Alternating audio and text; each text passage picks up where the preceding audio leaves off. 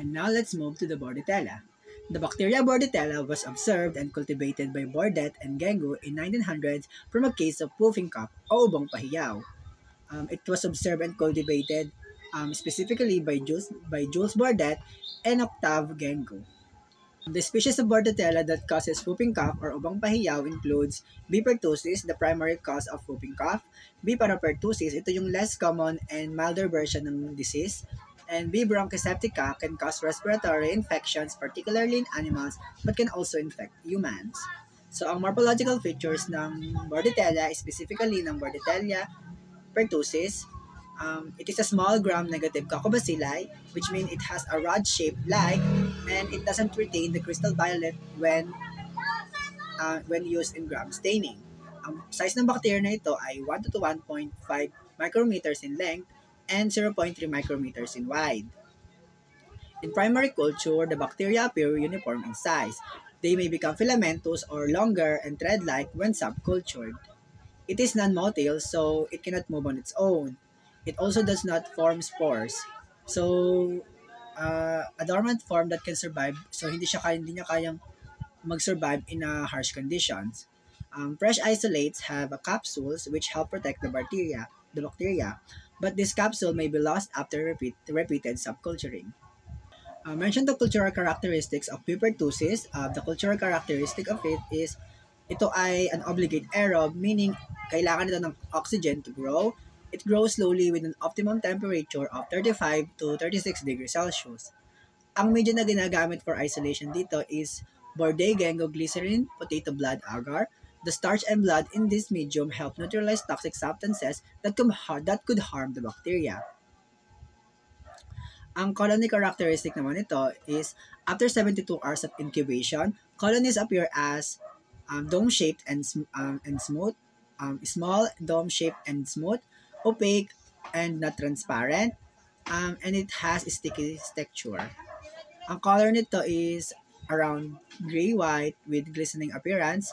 They can look like biscuited pearls or mercury drops. Colonies are often surrounded by a hazy zone of hemolysis, indicating the breakdown of red blood cells. In culture films, the colonies have a thumbprint appearance, or yung print sa hinlalaki natin. When they grow densely or confluent growth, they may appear like aluminum paint. Mention the biochemical features of B. pertussis. B. pertussis is biochemically inactive, meaning it does not break down sugars for energy. In indole, catalase, and oxidase tests, they appear positive. Comment on resistance and sensitivity of B. pertussis. B. pertussis is a delicate organism. It is killed by heat at 55 degrees Celsius for 30 minutes and drying and most disinfectants. It can survive on glass for 5 days, on clothes for 3 days, on paper for few hours. Enumerate the determinants of virulence in B. pertussis. Bordetella pertussis has several factors that help it cause disease. Virulence, again, let's define our terms. Virulence refers to the degree of pathogenicity or harmfulness of microorganisms, such as bacterium or virus. It indicates how easily an organism can cause disease and how severe that disease can be. Heat label toxin. This is a protein that can cause blood vessels to constrict and trigger inflammation. Together with lipopolysaccharides or endotoxin, it can lead to symptoms like runny nose, sneezing, and mild coughing during the early stage of whooping cough. Endotoxin or lipopolysaccharides or LPS. This component has effects that can cause fever and can trigger specific immune reactions. Tracheal cytotoxin. This toxin damages the ciliated cell in the respiratory tract. The damage leads to mucus buildup, bacteria accumulation, and inflammatory debris in the lungs, resulting in severe coughing. Destruction of this cilia can also lead to secondary bacterial infection. Pertussis toxin. This toxin promotes an increase in lymphocytes, a type of white blood cell, and acts as a sensitizing factor for histamine. It is primarily responsible for the severe coughing fits characteristics of whooping cough. Adenylate cyclase. This factor inhibits important immune response such as chemotaxis or movement of immune cells toward infection, Phagocytosis, the process by which immune cells engulf and destroy bacteria. Fusion of phagosomes and lysosomes prevents the destruction of bacteria inside the immune cells. Generation of superoxide, a reactive molecule that helps kill bacteria. Overall, it reduces the effectiveness of the immune system. Hemolysin, this factor can break the red blood cells or what we call hemolysis or certain culture media. Next is filamentous hemagglutinin. Filamentous hemagglutinin, this is a protein found on the surface of the bacteria. It helps the bacteria attach to cells in the respiratory tract, facilitating the fusion of bacteria with host cells. And now we're going to discuss the pathogenicity of Bordetella species and mention the clinical features of infection caused by them. So, ang pathogenicity and clinical features ng Bordetella spp are Bordetella species primarily affect the respiratory tract and do not invade the bloodstream. The main pathogens responsible for whooping cough in humans are B. pertussis, causes about 95% of cases. Ang B. pertussis naman causes about 5% of cases. Ang B. bronchiceptica rarely causes infections in human. Ang clinical features of infection, so ang incubation period nito, time from exposure to symptom lasts about hanggang 2 linggo. Ito ay meron 3 stage, which yung una is yung Carteral stage. Ang symptoms ito is low-grade fever, dry irritating cough, and this stage is highly contagious, meaning the bacteria can spread to others. Ang susunod na stage is yung paroxysmal stage. The cough becomes more intense and occur in bouts or paroxysms. Each bout involves a series of violent coughs followed by a deep inhalation that produces a characteristic whoop sound. This stage can be distressing and exhausting for the patient. And ang last stage is yung convalescent stage. The frequency and severity of the cough gradually decrease. Patients begin to recover, but some coughing episodes may persist for several weeks. Moving cough caused by Bordetella pertussis can lead to several complications due to the intense pressure from severe coughing. So has the list of complications of this disease. Due to pressure effects of coughing, whooping cough caused by Bordetella pertussis can lead to several complications due to the intense pressure from severe coughing. We have subconjunctival hemorrhage. This occurs when small blood vessels in the eye break, leading to redness in the white part of the eye. Emphysema. The pores of coughing can cause damage to the lungs, leading to emphysema, a condition where the air sacs in the lungs are damaged, making it hard to breathe. Respiratory issues. We have also severe coughing can cause in bronchopneumonia, an infection of the lungs, or even collapse of the lungs, or pneumothorax. We also have neurological issues. Intense coughing can lead to convulsions or seizures, and in rare cases, coma. Long-term effects, some individuals may experience permanent complications including epilepsy, a neurological disorder characterized by seizures, paralysis, or loss of muscle functions in parts of the body, retardation, developmental delays or cognitive impairments, blindness or deafness, or loss of sight or hearing. Right in short, the laboratory diagnosis of pertussis. Specimens to collect. Respiratory secretions. Samples are taken from the respiratory tract. Nasal swab, a sample taken from inside the nose. Post-nasal swab, a sample taken from the back of the throat. And nasopharyngeal aspiration, a sample taken from the nasopharynx, the area behind the nose. In collection methods, we're using the cleft plate method. A culture plate is held 10 to 15 cm in front of the patient's mouth during a coughing fit. This allows droplets from the cough to land directly on the medium for culture. Post-nasal swab, a special swab in bent at a 40-degree angle to collect samples from the back of the throat. Per nasal swab, a swab is passed through the nasal cavity to the back of nasopharynx. Nasopharyngeal aspirates, a subcatheter attached to a syringe can be used to collect samples from the nasopharynx. Transport of samples. If there is a delay in transporting the samples, they can be kept in one of the following transport media to preserve them. So we have the Roygan-Low semi-solid medium, Casamino acid solution, and modified Stewart's medium. Which antibiotics are suggested for treating pertussis? So, we have enteromycin. Ito yung first choice ng treatment. Tetracycline, effective pero hindi siya usually ginagamit sa mga bata. Chloramphenicol, used in certain cases, especially doon sa may mga allergy sa antibiotics. Amoxicillin, sometimes prescribed pero less common. Rifampicin, used in specific situations, especially sa may mga close contact sa mga infected individuals. And lastly, ang ciprofloxacin, another option for treating pertussis. And lastly, enumerate the details of a vaccine that is administered for preventing pertussis. So we have prophylactic vaccine or DBT vaccine. It is called vaccine, meaning it contains inactivated bacteria that cannot cause disease but can still stimulate an immune response. Ang route nito is via deep intramuscular injections.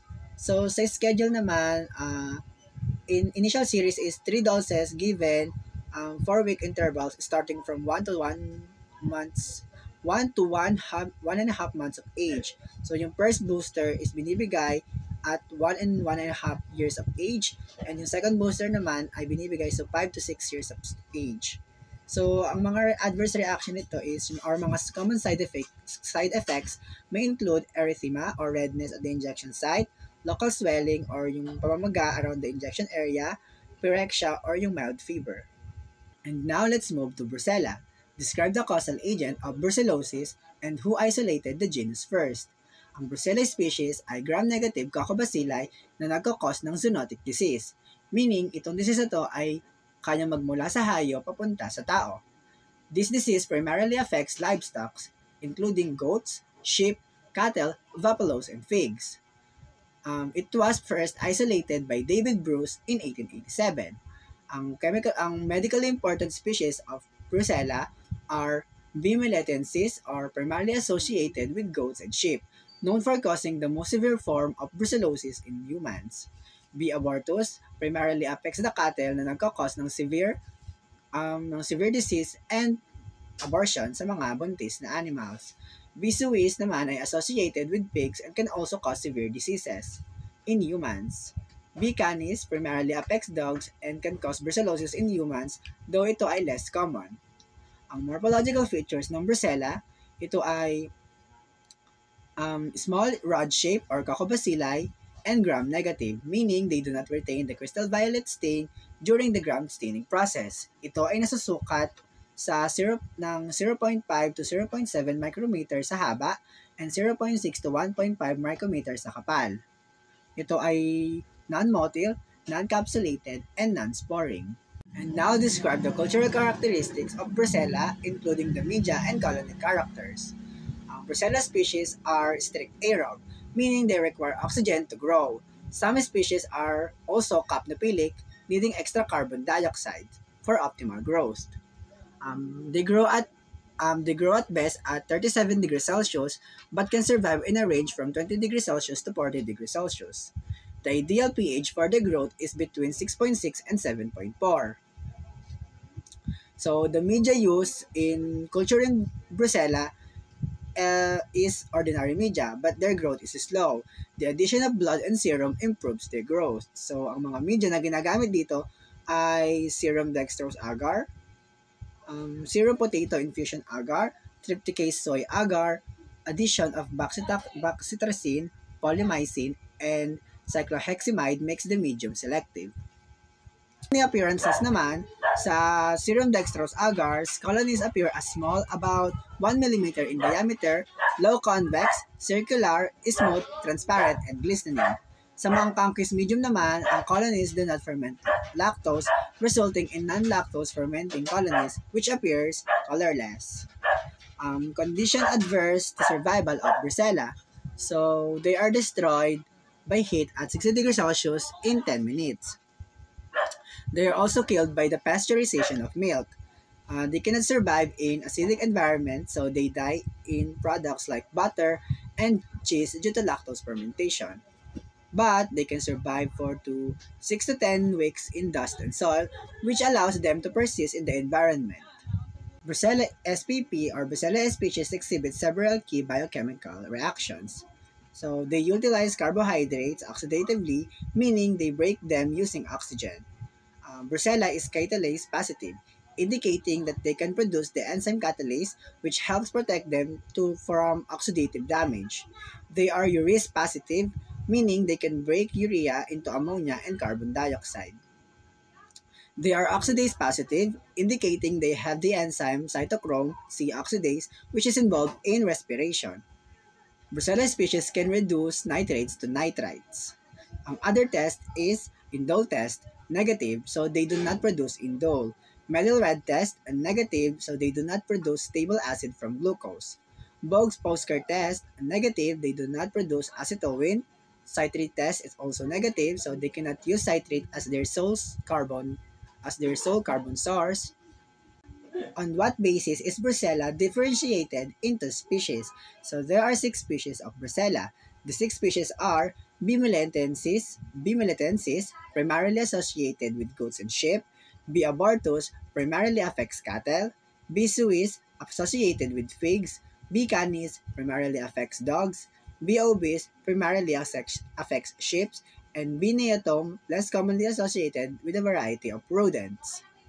Which disease is caused by Brucella? Brucella causes brucellosis, which is known as Mediterranean fever, Malta fever, and undulant fever. B. melitensis is the most pathogenic and causes the most severe cases. B. abertus naman ay intermediate pathogenicity, primarily affects cattle. B. suis is intermediate pathogenicity, primarily affects pigs. How is brucellosis transmitted to human beings? Brucellosis is a zoonotic disease, meaning it can be transmitted from animals to humans.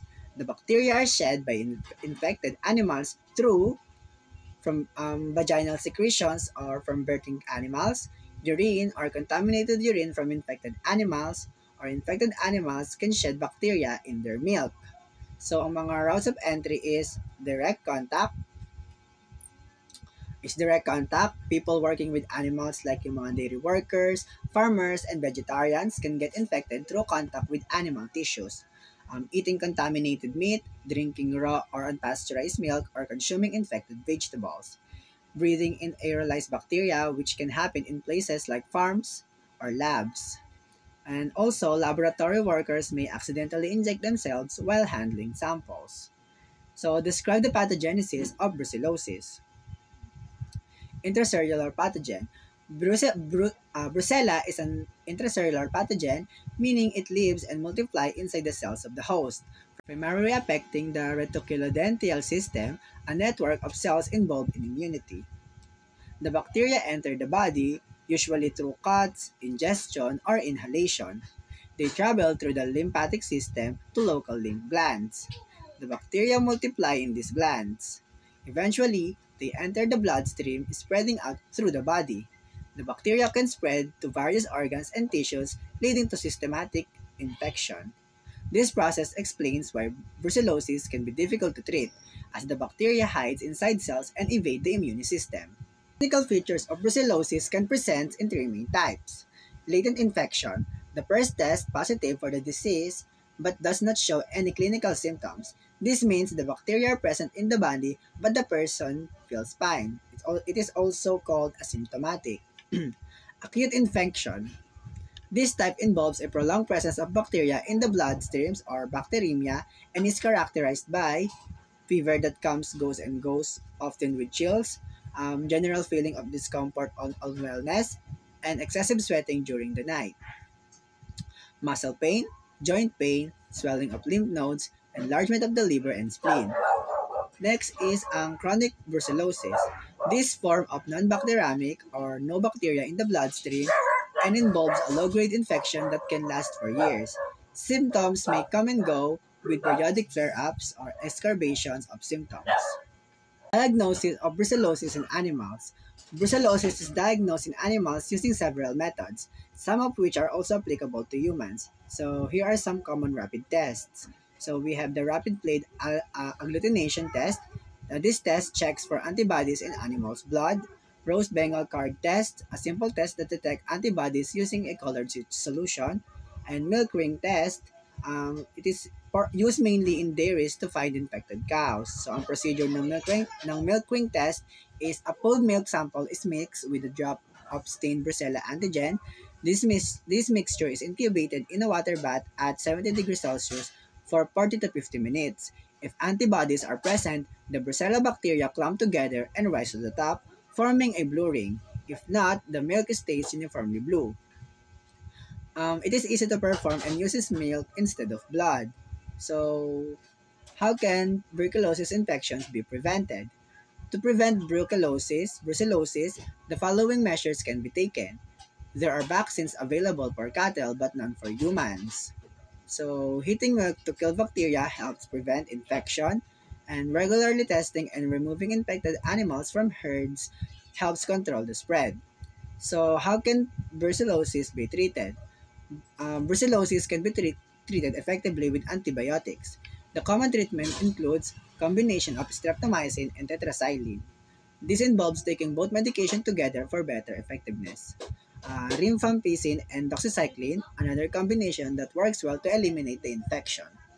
Lastly, the Haemophilus. Write down the general concepts related with Haemophilus. The genus Haemophilus consists of small, non-motile, rod-shaped bacteria known as gram-negative coccobacilli. They need specific nutrients called growth factors found in blood to grow. This is why they are named Haemophilus, which means blood-loving. So, the first member of this genus is H. aegyptus was identified by Robert Koch from eye infections in Egypt. So, ang mga key species nito ay ang H. influenzae, known as the influenza bacillus or P. bacillus. It is the most significant pathogen in this genus and can cause various infections including respiratory illnesses and meningitis. H. druckei, this species is known for causing sexually transmitted infection called cancroid. H. parainfluenzae, often associated with respiratory infections but is usually less pathogenic. H. apropilus, generally part of the normal flora of the mouth and throat but can sometimes cause infections. H. parapropilus, similar to H. apropilus, typically found in the mouth and throat and can be involved in infections. Clinical features of H. influenzae. H. influenzae grows best in aerobic conditions and requires 5 to 10% carbon dioxide in the environment. It thrives at temperatures between 20 degrees Celsius and 42 degrees Celsius, with the ideal growth temperature being 35 degrees Celsius to 37 degrees Celsius, which is close to the human body temperature. This bacterium is considered fastidious, meaning it has specific and demanding growth requirements. H. influenzae needs two specific growth factors found in blood, which is yung H factor or yung hematin. This is a heat-stable iron-containing compound. It is essential for producing enzymes that help the bacteria with respiration, such as catalase and cytochrome oxidase. And yung pangalawa naman is yung V factor or yung NADP. This is a heat-labile coenzyme, meaning it can be easily destroyed by heat. It plays a crucial role in the oxidation reduction processes that are vital for the bacteria's growth. While it is present in blood, some other bacteria like Staphylococcus aureus can also produce. Media and colony characteristics of H. influenzae. In sheep blood agar, it is not suitable for H. influenzae because the colonies appear as tiny pinpoint spots. The red blood cells in the agar are not lysed, so the required X and V factors are not released for the bacteria to use. Blood agar with streak of Staphylococcus aureus. This method shows a phenomenon called satellitism. Staphylococcus aureus produces the V factor and can also causes lysis of red blood cells, which releases the X factor. This helps H. influenzae grow around the streak of Staphylococcus.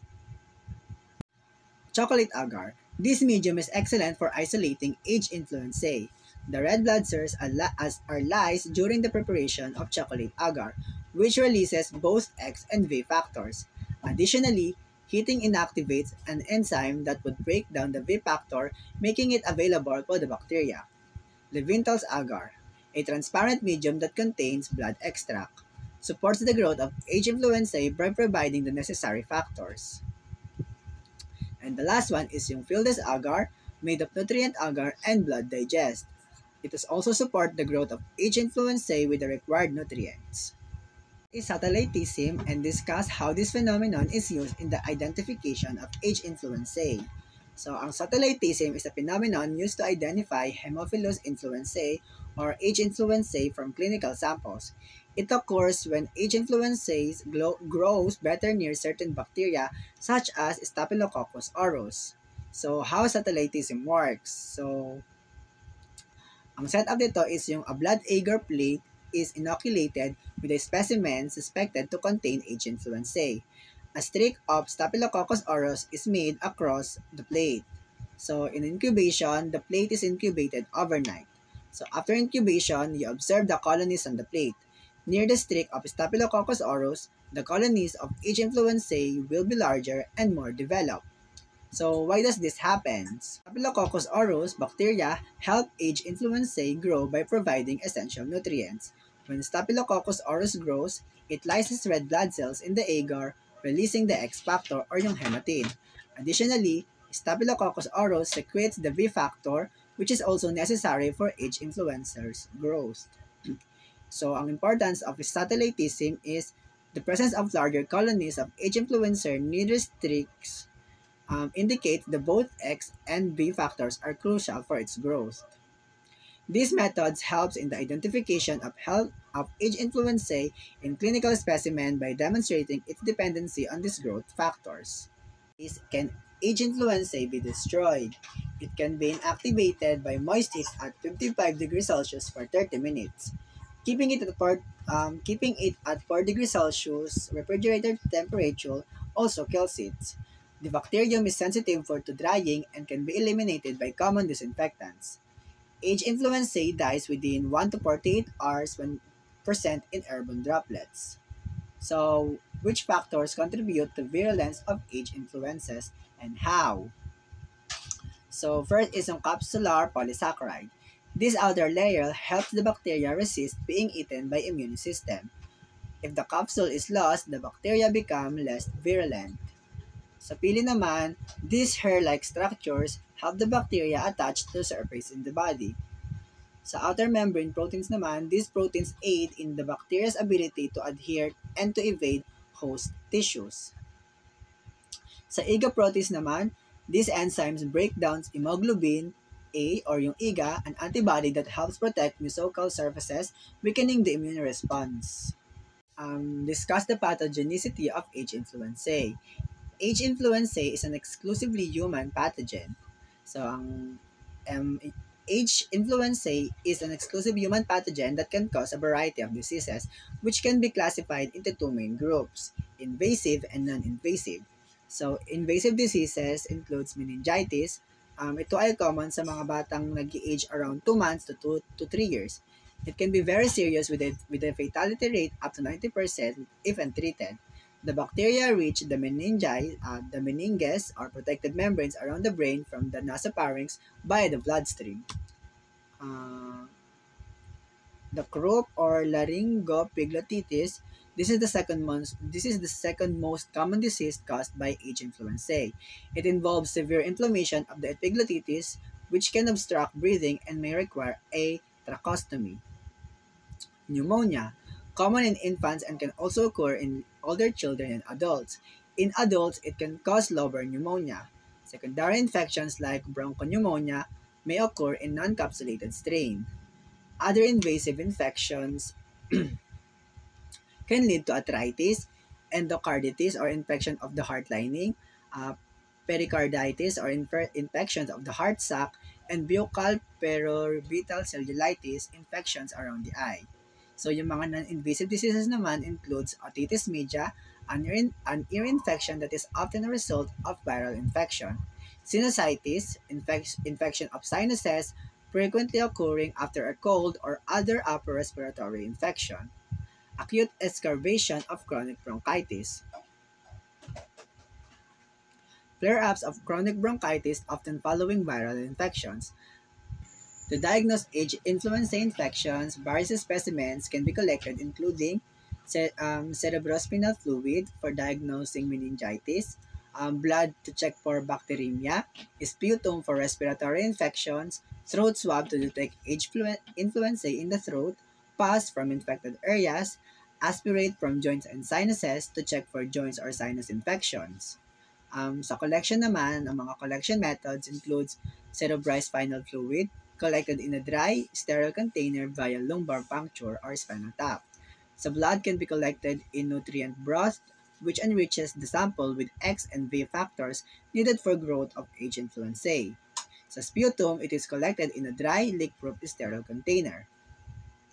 So sa transport of specimen, because H. influenzae is a delicate bacterium, specimens should be placed immediately. They should never be refrigerated as this can harm the bacteria.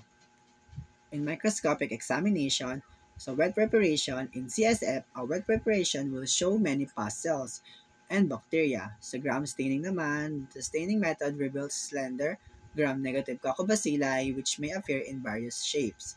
Filamentous form can also be in CSF. Immunofluorescence test.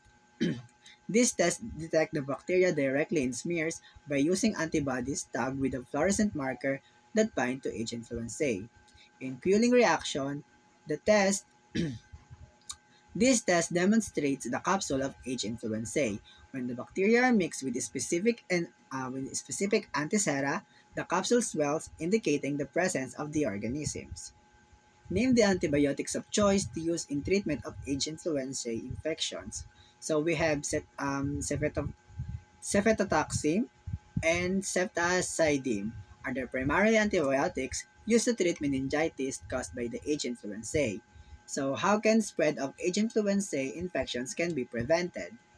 The best way to prevent infections, especially those caused by type B, is through active immunization with the HIV PRV vaccines. These vaccines help build immunity specifically against these types. So now mention the characteristic features of H. ducreyi. H. ducreyi was first demonstrated by Ducrey.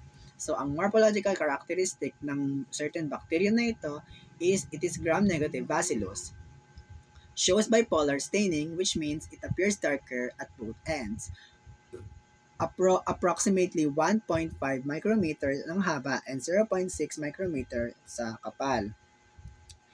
It can form parallel chains or clusters resembling a school or redfish on railroad tracks. Sa cultural characteristic naman, ito ay nag-grow poorly on most media.